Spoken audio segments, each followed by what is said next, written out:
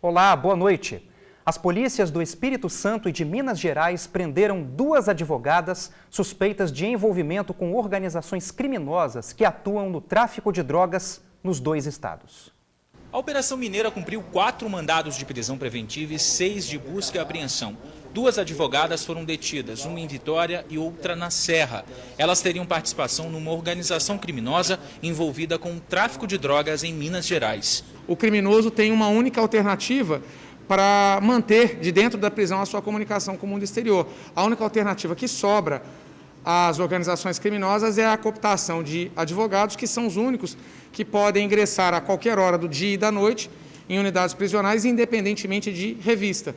Então, esses profissionais são de especial interesse dessas organizações, porque são os únicos que podem viabilizar a manutenção do contato entre as lideranças do crime organizado e seus subordinados em liberdade. Os alvos da Operação Marcos 422 também são investigados pela PC do Estado na Operação Vademecum, que já prendeu 9 pessoas, entre elas 2 advogadas e um agente penitenciário. Eles, no caso, ajudavam a entregar drogas dentro dos presídios e até celulares. 2 suspeitos investigados pela Polícia de Minas e também aqui do estado estão foragidos. Um dos suspeitos é uma advogada que foi para Portugal. Nós iremos representar junto ao Poder Judiciário, oficial Poder Judiciário, levando ao conhecimento dele, do Poder Judiciário, essa situação, a fim de que o nome dela possa ser incluído numa lista da Interpol, de modo a viabilizar a localização dela onde quer que ela esteja. O que chama a atenção nessa história toda é que um advogado que mora em Fradinhos, aqui na Grande Vitória, ele também é alvo da Operação Vademecum e também da Operação da Polícia Civil de Minas Gerais. Mas o que chama a atenção mesmo nessa história toda é que esse advogado foi defender as 2 que foram presas na primeira fase da Operação Vademecum, no bairro de Santa Paula, em Vila Velha. Na verdade, investigadas são mais advogados investigados, mas hoje foram cumpridos também mais 2 mandados de busca e apreensão em face de outros 2 profissionais. Na operação realizada por ele hoje, ao todo havia 6 alvos, 6 advogados investigados e um preso e um interno do sistema prisional investigado. A polícia continua com as investigações e não descarta que o esquema possa ter células em outros estados. O tráfico de drogas, ele hoje não é mais sedimentado em um território só.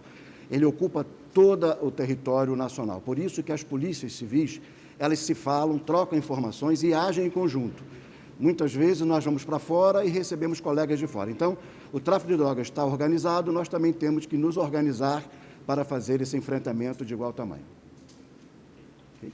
Mulher é assaltada no meio da rua em Itapuã, Vila Velha. Durante a ação, ela passou mal e desmaiou. Um policial militar da reserva viu a cena e atirou no criminoso. Era por volta das 6 horas da manhã desta sexta-feira. A mulher seguia para o trabalho quando foi surpreendida pelo bandido, que chegou de bicicleta.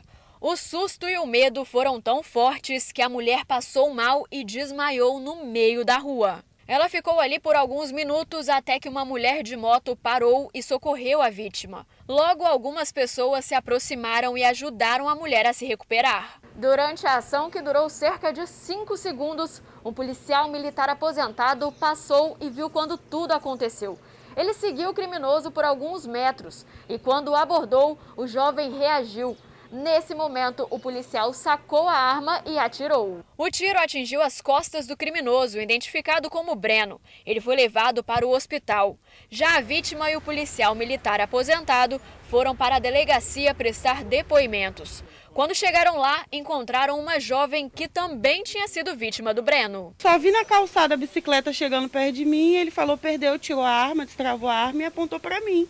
E me pediu o telefone. Eu, sem reação nem nada, tirei o telefone e entreguei para ele. Foi coisa de 15 segundos. 15 segundos foi muito. Assim que receber alta, o criminoso será encaminhado para a delegacia. Ontem você viu essa imagem aqui no TN2. Uma perseguição policial que acabou em acidente na BR-262.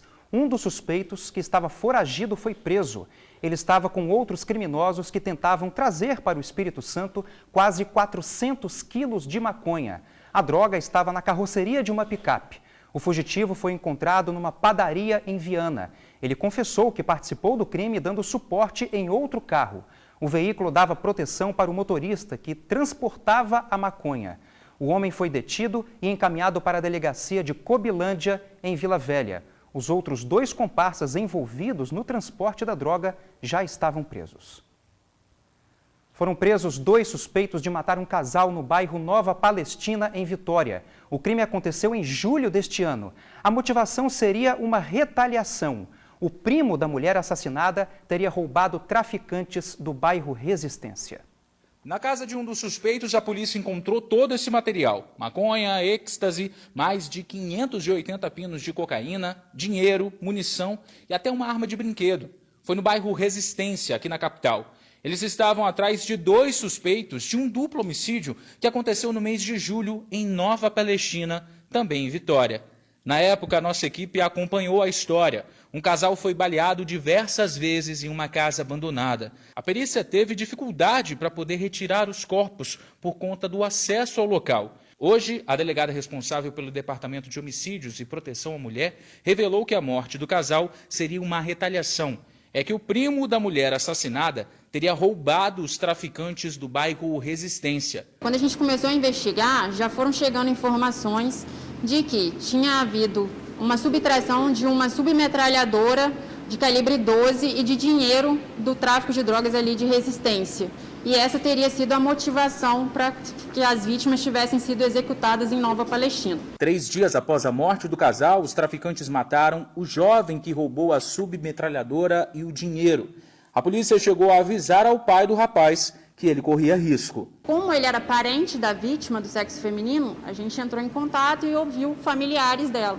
Dentre elas, o pai do adolescente, e a gente explicou para ele, alertou sobre o perigo de morte que o filho dele estava correndo, que ele precisava se apresentar para nós, como vítima até, para a gente poder orientar e tentar protegê-lo. Segundo a polícia, os assassinos levaram o casal até Nova Palestina para tentar atrapalhar as investigações. Os 2 detidos já possuem passagem por tráfico e roubo. A polícia não descarta que haja outros envolvidos nesse caso.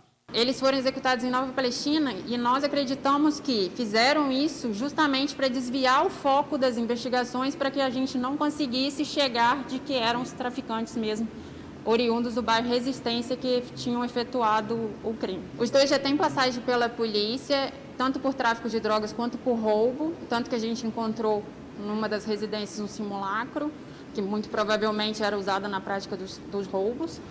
E eles vão permanecer em Viana, e aí a gente vai provavelmente pedir a prorrogação dessa temporária para que a gente consiga concluir essa investigação, porque ela está bem truncada ainda. Os detidos já foram levados para o presídio. A seguir, a gente fala da previsão de tempestade aqui para o Espírito Santo nesse final de semana e ainda os números do coronavírus. Agora você fica com imagens ao vivo do trânsito na Reta da Penha. A gente volta já já. Chuva forte com ventos de até 80 km por hora. A previsão vale para todo final de semana e já assusta quem mora em área de risco. Durante 5 dias pode chover o esperado para 1 mês aqui no Espírito Santo. A chuva forte é uma consequência de um ciclone subtropical que deve passar pelo sudeste nos próximos dias. A notícia e a mudança de tempo tiraram o sono da Karen, que está com a casa condenada pela Defesa Civil. A gente fica de olho aberto, né? Um olho aberto, um fechado, coloca as crianças para a sala e fica esperando, pedindo a Deus para a gente dormir e acordar bem, não acordar debaixo do escombro, né? Qualquer barulho é assustador, quando a chuva está forte, a gente ouve a chuva, fica com medo. O local que a Karen mora com a família já foi condenado 3 vezes pela Defesa Civil. A manicure até chegou a sair de casa por alguns meses. Foi morar em uma casa emprestada, mas teve que voltar. Agora ela não tem mais para onde ir e tem que contar com a sorte. E a gente já está chegando no mês de novembro, um mês marcado pelas fortes chuvas. E foi exatamente nesse período, há 1 ano atrás, que a Karen viu a casa tremer e o muro ir por água abaixo. Foi justamente ano passado, em novembro, que tudo aconteceu. Então a gente fica meio apreensivo e, querendo ou não, esperando o pior. Da janela, a manicure consegue ver os estragos. A família até colocou uma lona para tentar amenizar a situação, mas cada gota que cai do céu é um desespero.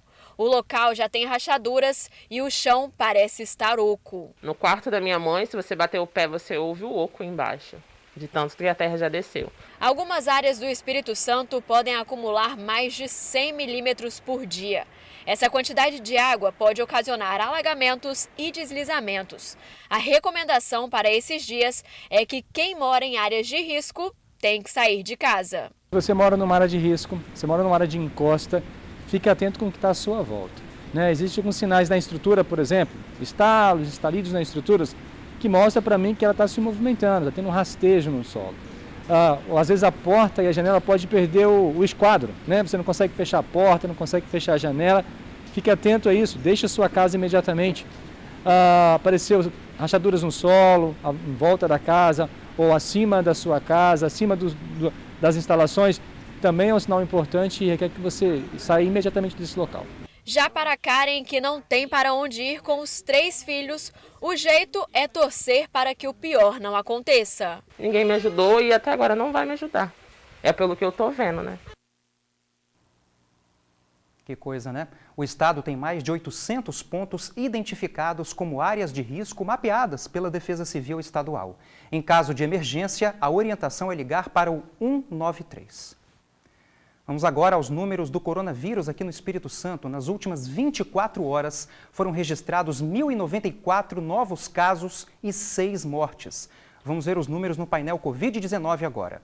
No total, são 149.140 casos confirmados e 118.042 suspeitos. O número de mortos chegou a 3.773 e o número de curados, 137.370.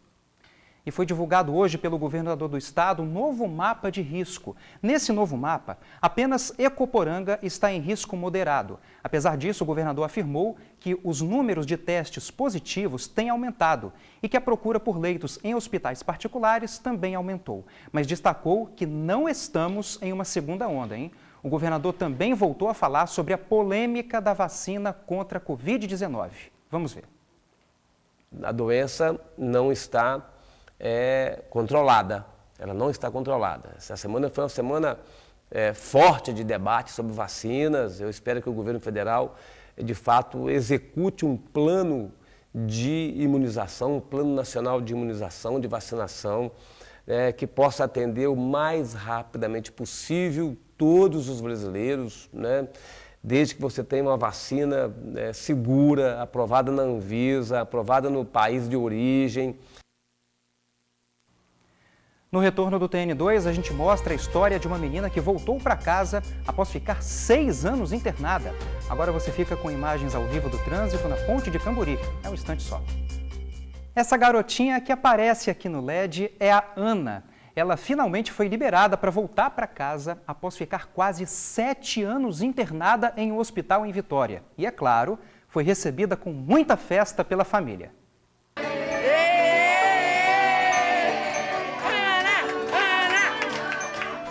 É diagnosticada com AME. Estava internada desde os 6 meses de idade. Ela não fala e não anda. Depois de tanto tempo tendo o hospital como casa, chegou a hora de voltar para o verdadeiro lar.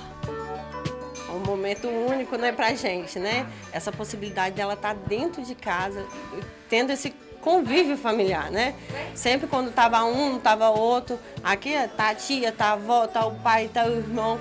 Então aqui ela vai conviver em família, ela vai ter os dias dela em família. Ana tem atrofia muscular espinhal, também conhecida como AME. A doença é rara, grave e progressiva. Ela atinge o sistema nervoso responsável pelos movimentos. A Ana já tinha recebido alta desde o dia 8 de outubro.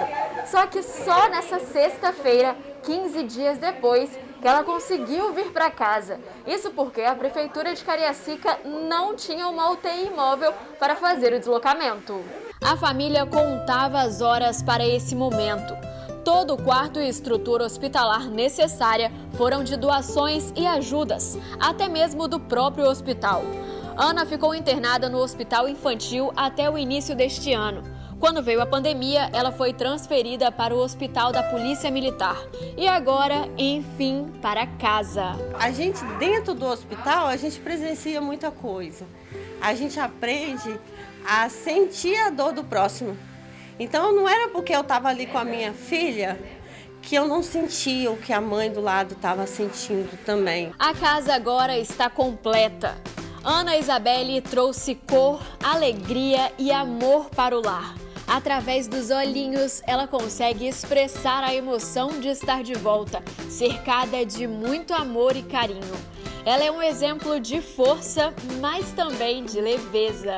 É simplesmente você ver a vida de um modo simples. Você não precisa de muito, só basta ser feliz. Que é isso que vocês vão ver no olhar dela, entendeu? Ela é simplesmente simples.